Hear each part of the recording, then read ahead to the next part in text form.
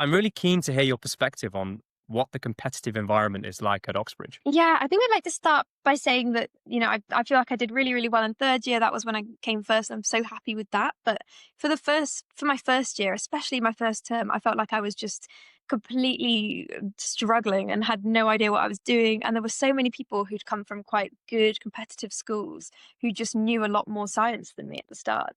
And so I'd go into supervisions, I'd have no idea, I'd get questions wrong. And then I remember I cried after some of them. I just felt really bad.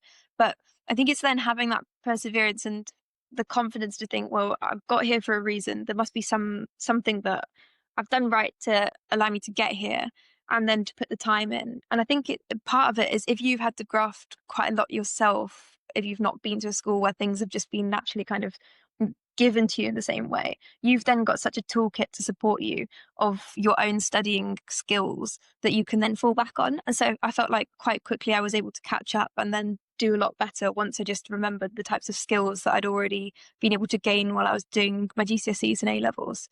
And you do have to just give yourself like a pat on the back and just try and make yourself feel confident, because otherwise it would be so easy to get carried away in the imposter syndrome. And I felt bits of that all the way through. Like even this year, I've had times on the wards thinking that I just don't necessarily belong here, or that things are really hard. But I think it's in those moments, just remembering how far you've come and how proud of that your past self would be that you've got that far. And then the other main part is that there are a lot of toxic, competitive people at Cambridge, and I always think it's so much better to be supportive of people. Like I've always just shared my resources with anyone who drops me a message, because I think, oh, why gatekeep if you've got resources that work? It's just better to support everyone to do well. But there are some people who definitely don't have that attitude and who do just want to be the best. I think you'll find these people everywhere, but you definitely get them a lot at Oxbridge. And you just need to be so careful with who you surround yourself with. There's plenty of people at Oxbridge who are not like that. I've got the loveliest friends who are not like that at all, and who are just supportive and nice, and we just chat about other things. This year, for example, I've lived in a house that hasn't had any other medics in, so none of our conversations around the dinner table have been, what have you been up to on placement? It's been about, oh, like just random life things. And that's been so much healthier, because you're not reminded of your degree all the time. Everyone's doing their own different subjects, and you can be interested in what each other is doing without feeling the pressure. So having maybe a diverse group of friends, not just the people in your course, and having people who want to help support you and who are proud of you rather than trying to be competitive with you.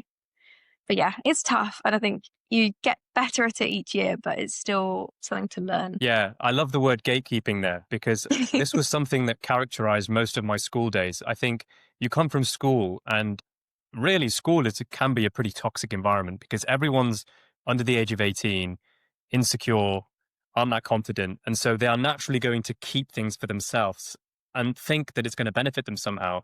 But I remember in my final year of geography, I had a group of 3 or 4 friends, and we'd come together every 3 or 4 days and just share our essay plans with each other.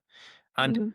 that whole concept of sharing is so foreign to a Yeah. GCSE or A level student. And it really is the tide that lifts all boats. And if you share with other people, you can benefit from them and learn from them. And in most cases, people will know something that you don't. And they Yeah. might have a perspective on an essay or a topic that you don't. And the power of multiple voices is so much better than the power of one. So, yeah, gatekeeping is something that I have put in the bin as when I got university, Yes. and now I share resources. Or when I was at university, resources were always shared with everyone freely. Now, on the topic of your previous self, I wanted to wrap up with just a bit of self-help slash philosophy slash, development. If you could go back to your 17-year-old self, what would you advise her before she was applying to medical school? That's such a nice question. Yeah, it's hard to actually go back and think what was I most worried about. But I remember at 17, I was probably just anxious about everything. I think also being 17 in the pandemic was quite a weird, rough time. As everyone probably remembers, like that time 5 years ago, it was just weird. I think my biggest advice would be that everything does just work itself out. I do believe that wherever you end up going for university, whether that's Oxbridge or somewhere else, you will have amazing experiences there, and you will meet people who are going to shape your future. And if you take on all the opportunities that get offered to you, things are going to definitely work out. So I think having a little bit more trust that things will work out and that you're able to make them work out. Um, I think I'd say to my 17-year-old self that in terms of putting loads of effort into the application and working hard, that was all worth it. If you're in the middle of prepping for entrance exams right now, or maybe you're waiting for A-level results or something, all of that stress is worth it because it gives you the best chance at getting to where you want to be. Um, and more kind of personally, I think I would say that you're just going to meet really, really great people. And so all of your worries about will you be able to make friends at uni and will you have like a nice social life at uni, that isn't something to worry about because you will. And I've enjoyed uni so much more than I enjoyed my time at school just because um, my social life has been a lot better. I think those are probably the main bits of advice. But yeah, it's hard to remember.